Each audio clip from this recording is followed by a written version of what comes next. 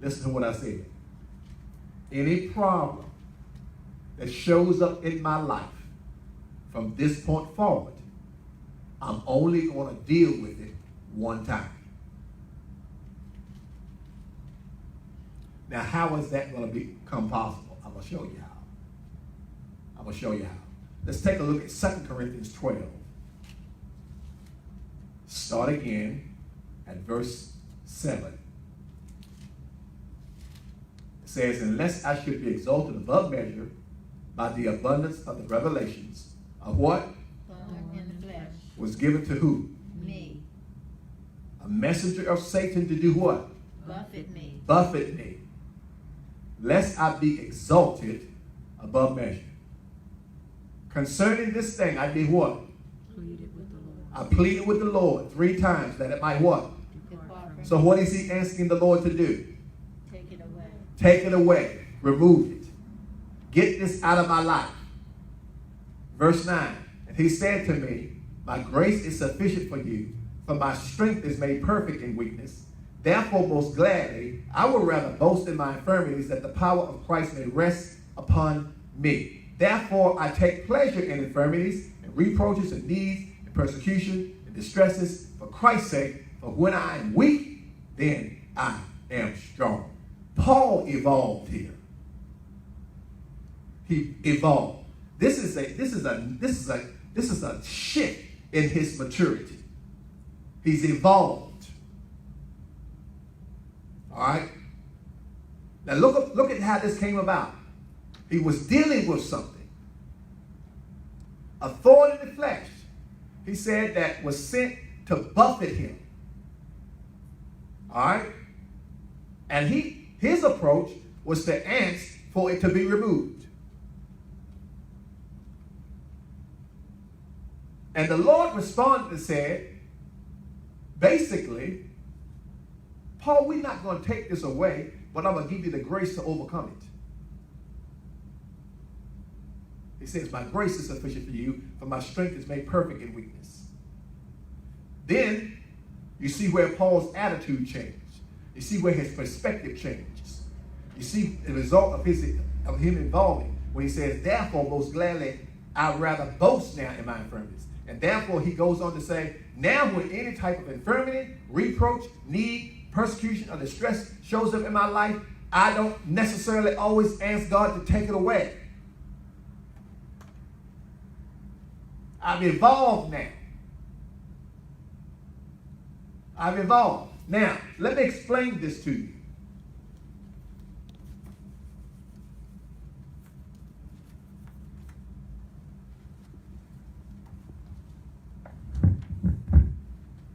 There's process.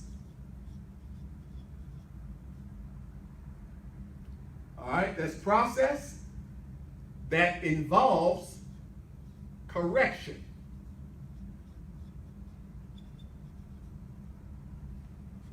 Process involves correction. All right? Which leads to solution.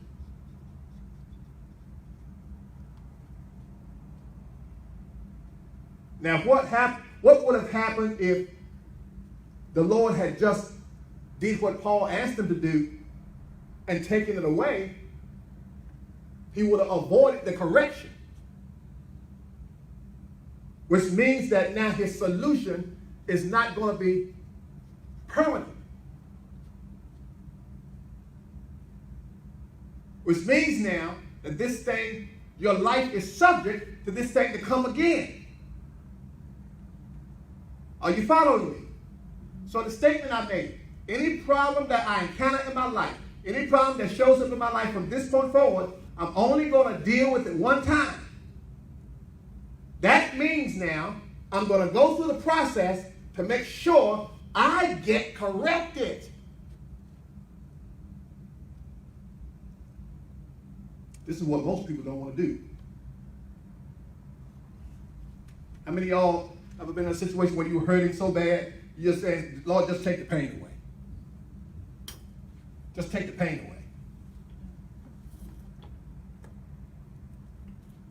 I went to the doctor once and had something going on. I wasn't in pain, but it was just irritating. And they ran all kind of tests, didn't really know what was going on. And so the doctor, after running all these tests and not coming up with anything conclusive, the doctor tells me, she says, I could just put you on some antibiotics, and perhaps it would go away. But if we did that, then we wouldn't know what it is, and it could possibly just come back again. Now I'm sitting there thinking, I just want this thing to stop. So I was a little bit upset with that. But I began to think about what she was saying. And I began to see the principle and the concept of what she was saying agrees with what God was saying. A lot of times we just want stuff, just take it away. Just take it away, God. Just kill it.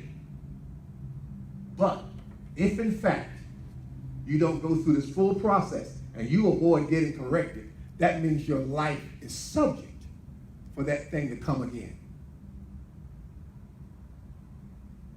I don't want to deal with the same problems over and over again. I don't want to deal with reoccurring stuff. Let's move on to a greater challenge. Are you hearing me? Let's move on to a greater challenge. Not wrestling with the same demons and the same devils and the same challenges, year after year after year. Any comments or questions on that?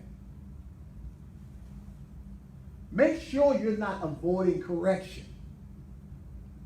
In this kingdom life, correction is a lifestyle. Those who are led by the Spirit of God, what?